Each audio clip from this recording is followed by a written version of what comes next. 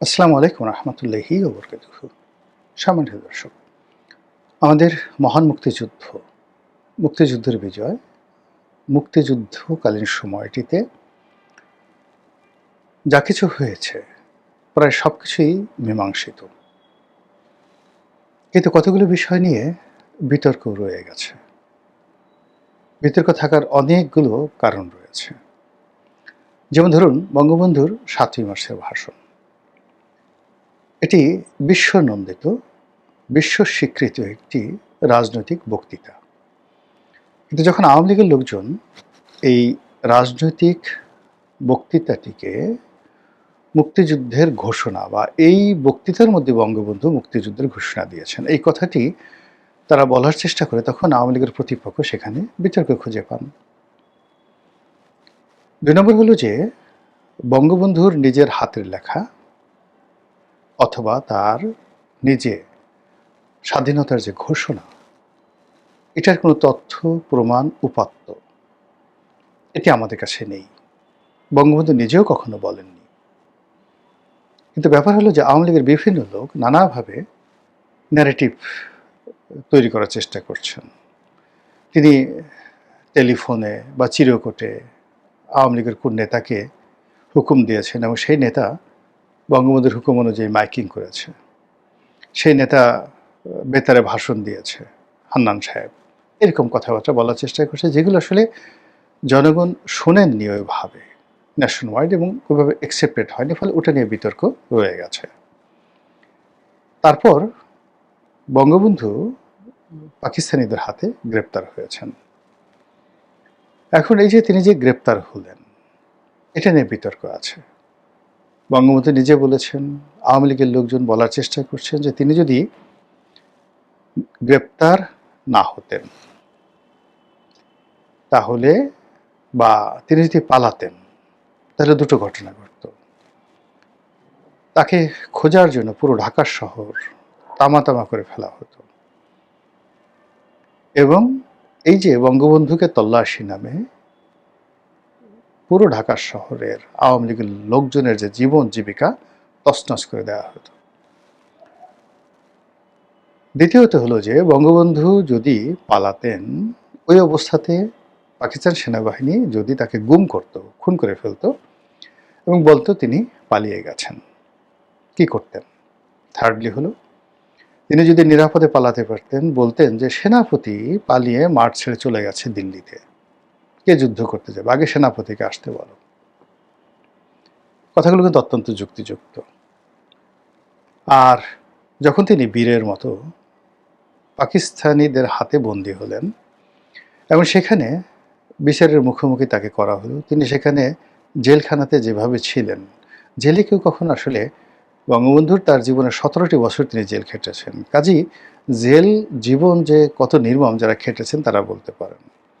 তো এই বিষয়গুলো নিয়ে আওয়ামী লীগের যারা লোকজন রয়েছে তারা ন্যারেটিভ তৈরি করতে না পারার কারণে বা কথাগুলো সুন্দরভাবে বলতে না পারার কারণে বা অনেক বিষয়ের সাথে, বাস্তবতার সাথে অবাস্তব কিছু বিষয় যুক্ত করার কারণে পুরো প্রক্রিয়াটিতে বঙ্গবন্ধু পরিবার, মুক্তিযুদ্ধ, স্বাধীনতার ঘোষণা, ৭ই মার্চের ভাষণ সব নিয়ে প্রতিপক্ষরা এখানে বিতর্ক করার সুযোগ পাচ্ছে। একইভাবে বঙ্গবন্ধুর নির্মম হত্যাকাণ্ডের পরে যে রাজনৈতিক প্রতিকূল পরিবেশ তৈরি হলো এবং যেভাবে একটার পর একটা রেজিম পরিবর্তন হয়ে গেল, সারা বাংলাদেশে রীতিমতো মাৎসান্যায় তৈরি হয়ে গেল, সেই অবস্থা থেকে ৭ই নভেম্বরের বিপ্লবের মাধ্যমে যে বিজয় অর্জিত হলো এবং সেখানে সম্মুখ সারিতে জিয়াউর রহমান সাহেব যখন চলে এলেন, তখন জিয়াউর রহমানের যারা সমর্থক তাকে রাষ্ট্র ক্ষমতায় বসিয়ে চেষ্টা করলো যে তাকে কত বড় করা যায়। তিনি স্বাধীনতার ঘোষণা দিয়েছেন, এতে কোনো সন্দেহ নেই। অনেকে স্বাধীনতার ঘোষণা দিয়েছেন, কিন্তু তার ঘোষণা বেশিরভাগ মানুষ শুনেছেন এবং সেনাবাহিনীর একজন মেজর এখানে ভাষণ দিয়েছেন। ইট মিনস এই মুক্তিযুদ্ধের সঙ্গে সেনাবাহিনী আছে। এটা সারা বাংলাদেশের যারা মুক্তিযোদ্ধা, বিপ্লবী সবার মধ্যে নিদারুণ একটা ইতিবাচক প্রভাব পড়েছিল বা ফেলেছিল। আমাদের এইবার যখন ধরুন ওয়াকরুজ্জামান বা সেনাবাহিনী যখন হঠাৎ করে নিউট্রাল হয়ে গেল, তখন বিপ্লবীরা যে স্পিরিট পেল বা শক্তি পেল, সেই শক্তির সামনে পুলিশও দাঁড়াতে পারেনি, আওয়ামী লীগও দাঁড়াতে পারেনি। ঠিক একই অবস্থা ৭১-এর মুক্তিযুদ্ধের সময় শহীদ প্রেসিডেন্ট জিয়াউর রহমানের মুখ দিয়ে যে ভাষণটি বা যে ঘোষণাটি বের হয়ে গিয়েছিল, সেটা বঙ্গবন্ধুর নামে তিনি দিয়েছেন, বা তিনি প্রথমে একবার নিজের নামে দিয়েছেন, পরে আবার বঙ্গবন্ধুর নামে দিয়েছেন। Does not matter. Matter is that he was representing army. তিনি সেনাবাহিনীকে প্রতিনিধিত্ব করছিলেন। তো এই যে একটা নির্মম সত্য চিরবাস্তব, এই লিগেসিটাকে কেন বিএনপি লোক ছোট করতে চাচ্ছে, বিতর্কের মধ্যে নিয়ে যেতে চাচ্ছে? একজন মেজর হিসেবে তিনি মুক্তিযুদ্ধে অংশগ্রহণ করেছেন, একটা সেক্টর কমান্ডার ছিলেন। তিনি তো আর রাতারাতি মেজর জেনারেল হতে পারবেন না, এটা নিয়মিত বাহিনীর। তারপর তিনি একজন মেজর, এত মেজর এখানে অংশগ্রহণ করলো, কিন্তু কোনো মেজর স্বাধীনতার ঘোষণা দিল না। তিনি সৌভাগ্যক্রমে দিতে পারলেন, দিলেন। It's a huge achievement. এখানে তো সন্তুষ্ট থাকলে হয়ে যায় ৭১ পর্যন্ত, তার তো দরকার নেই। জিয়াউর রহমানের দ্বিতীয় পর্ব হলো ৭ই নভেম্বর থেকে, তখন তিনি রাষ্ট্রনায়ক। এখন আমি, যখন আমার বয়স ৫০ বছর, আমি তো তখন ৩০ বছরের ইতিহাসগুলো টানতে পারবো না। বা যখন আমার বয়স ৩০ বছর, তখন তো আমি ৫০ বছরের ম্যাচুরিটি টানতে পারবো না। বঙ্গবন্ধুর যে লিগেছি, বঙ্গবন্ধুর যে অবদান, সেটা হলো সেই ১৯৪৭ সন থেকে ১৯৭৫ পর্যন্ত। তো সেখানটা আসলে Ziaur Rahman one of the top 100-এর মধ্যেও, ওই তৎকালীন রাজনৈতিক প্রেক্ষাপট, সেই প্রেক্ষাপটের মধ্যে ওয়ান অফ দ্য 100, মানে রাজনীতির মধ্যে তো পড়েনি না, ইভেন রাষ্ট্রের যে গুরুত্বপূর্ণ ব্যক্তি, সেই গুরুত্বপূর্ণ ব্যক্তিদের মধ্যে ১০০ জনের মধ্যে জিয়াউর রহমান 1975 পর্যন্ত আপনি তাকে ঢুকাতে পারেন না। ঢুকাতে গেলেই জিয়াউর রহমান ছোট হয়ে যাবে। কিন্তু নভেম্বর মাসের ৭ তারিখে থেকে তিনি তো নাম্বার 1। এই নাম্বার 1 মানুষটিকে যদি আপনি ৭৫-এর আগে নিয়ে যে কোনো ছেলে তাকে ১০০ জনের মধ্যে, ৫০০ জনের মধ্যে ঢুকাতে চান, তাহলে এই ১ নম্বর মানুষটিকে ছোট করা হয়। এই ছোট জিনিসটা কেন বিএনপির লোকজন বুঝছে না?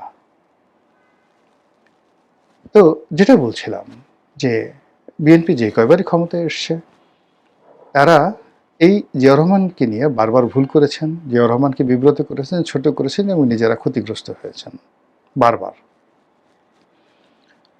একইভাবে আওয়ামী লীগ যে কয়বার ক্ষমতায় এসছে, প্রত্যেকবারই মানব থেকে মহামানব বানানোর প্রচেষ্টা। যে কাজ বঙ্গবন্ধু করেননি, যে কাজ তার পক্ষে করা সম্ভব ছিল না, আর যে কোয়ালিটিগুলো তার ছিল না, সেইগুলোকে বঙ্গবন্ধুর মধ্যে ঢুকিয়ে তাকে নেপোলিয়ন বোনাপার্ট বানানো, তাকে জুলিয়াস সিজার বানানো, তাকে আলেকজান্ডার দ্য গ্রেট বানানোর যে চেষ্টা, সেই চেষ্টার ফলে বঙ্গবন্ধুর ক্ষতি হয়েছে, আওয়ামী লীগের ক্ষতি হয়েছে। কিন্তু এখনো পর্যন্ত, টিল টুডে, আজকের দিন পর্যন্ত আওয়ামী লীগের কোনো লোকের এই বিষয়ে আক্কেল হয়নি, আক্কেল দাঁতই উঠেনি।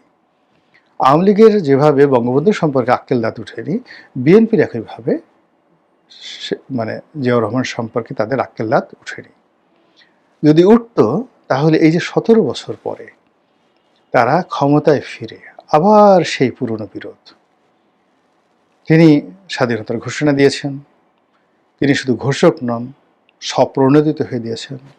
তাকে কেউ নির্দেশনা দেয়নি, তিনি নিজের থেকে উদ্বুদ্ধ হয়ে পুরো জাতির নেতৃত্ব দেওয়ার মানুষে নিজেকে প্রেসিডেন্ট হিসেবে, গণপ্রজাতন্ত্রী বাংলাদেশ সরকারের প্রেসিডেন্ট হিসেবে তিনি ঘোষণা দিয়েছেন।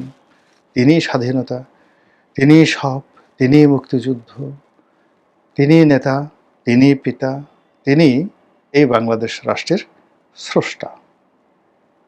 আমি অনেক আগে লিখেছিলাম, ২০০০ সম্ভবত 14 বা 15 সনে নয়া দিগন্ত একটা লেখা লিখেছিলাম যে বঙ্গবন্ধুকে নিয়ে যেভাবে জাতির পিতা, জাতির পিতা, জাতির পিতা, ইভেন শেখ হাসিনা, তিনি যদি বিনয়ের সাথে বলতেন যে আমার বাবা বা আমার পিতা বা আমার পিতা শেখ মুজিবুর রহমান, ইট ওয়াজ সো ডিসেন্ট, এত ভালো লাগতো সে কথাগুলো। তা না করে তিনি বারবার বলতেন জাতির পিতা, জাতির পিতা, জাতির পিতা। তখন এই মানুষ তার মুখে কথা শুনে বলতো যে শেখ হাসিনা, শেখ রেহানার পিতা কেন আমাদের পিতা হবে। আবার এখন দেখুন তারেক রহমান সাহেব তার একটা ভালোতে সে কিন্তু এখনো পর্যন্ত এই ৩৫ বা ৪০ দিনের যে তার ক্ষমতা এখনো পর্যন্ত আমার পিতা বা আমার মাতা এগুলো বলেননি। তো যেটা বলছিলাম যে নয়া দিগন্তে তখন আমি একটা লেখা লিখেছিলাম যে তারেক রহমান সাহেব যখন ক্ষমতায় আসবেন আগামীতে তিনি এই কাজটি করতে পারেন বা করবেন।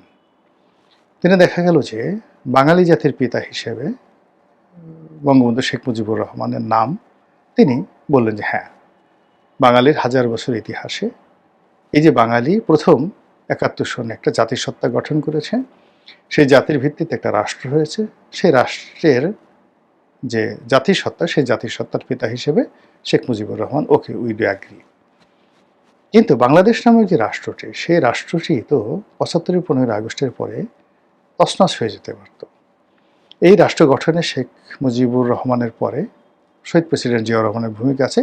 কাজেই তিনি তাকে বললেন যে বাংলাদেশ নামক রাষ্ট্রটি যেটা বাংলাদেশে জাতীয়তাবাদ, সেই বাংলাদেশি জাতীয়তাবাদের জনক হলেন, জাতির পিতা হলেন জিয়াউর রহমান। এই কথাটা কিন্তু আমি লিখেছিলাম। এখন সেই কথা তিনি পড়েছেন কিনা, তার লোকজন পড়েছেন কিনা, কিন্তু অবস্থা দৃষ্টে মনে হচ্ছে যে এখন বাংলাদেশি জাতীয়তাবাদের পিতা হিসেবে জিয়াউর রহমান সাহেবকে ঘোষণা করাটা সময়ের ব্যাপার। তা না হলে আবার সেই পুরনো স্বাধীনতার ঘোষক, তারপর সেই মহান মুক্তিযুদ্ধে জিয়াউর রহমানের সেই অবিসংবাদিত ভূমিকা, এটাকে সামনে এনে কেন অন্যকে ছোট করার চেষ্টা করা হচ্ছে? এই লক্ষণ বিএনপির জন্য ভালো না। যারা এই কাজগুলো করছে আমরা সবাই তাদেরকে চিনি। গত ১৭ বছর তারা কেউ বুক ফুলিয়ে চলতে পারেননি, উচ্চস্বরে কথা বলতে পারেননি। আর এখন একটা সুযোগ পেয়ে তারা যা মুখে আসে তাই বলে চলছেন। তো কাজে আমি বলবো, সবাইকে বলবো যে ইতিহাসের একটা স্বাভাবিক গতি আছে এবং সেই গতি অনুযায়ী ইতিহাসকে তার আপন পথে চলতে দেওয়া উচিত। এবং সেই পথে, সেই ইতিহাসের বাঁকে একটি সুন্দর জায়গা আছে জিয়াউর রহমান সাহেবের জন্য, সুন্দর জায়গা আছে বঙ্গবন্ধু শেখ মুজিবুর রহমানের জন্য। ইতিহাসই নির্ধারণ করুক, আপনার আমার কিচ্ছু করার দরকার নেই। মহান আল্লাহ আমাদের সবাইকে হেদায়েত দান করুন এবং হেফাজত করুন। আসসালামু আলাইকুম ওয়া রাহমাতুল্লাহি ওয়া বারাকাতুহু।